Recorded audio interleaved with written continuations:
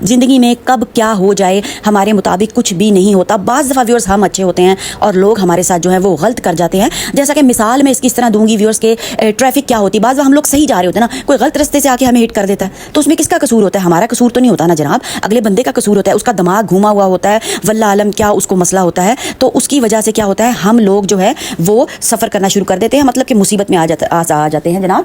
तो क्या है, इसी तरह उस बच्ची का वाक़या जो सना यूसुफ का आजकल बहुत ज़्यादा वाक़या चल रहा है कि उस बच्ची को देखें ना व्यूअर्स, नागहानी मौत। अभी उस बच्ची के क्या क्या ख्वाब थे ज़िंदगी में, और जनाब 17 साल की बच्ची कितनी छोटी बच्ची होती है व्यूअर्स। हम सब भी बाल बच्चेदार हैं, इस चीज़ को जो है वो अच्छे तरीके से हम इसका नतीजा अखज़ कर सकते हैं। अल्लाह ताला हम सब मुसलमानों पर, हम सब के बच्चों पर रहम फरमाए। और व्यूअर्स हम पेरेंट्स का भी जो है वो फ़र्ज़ है, सिर्फ अपने बच्चों को ऐसी चीज़ों पर मत छोड़ें पैसा कमाने के लिए, और मासूम बच्चे और बच्चियों को मत दुनिया के हवाले करें और उनको एक्सपोज मत करें।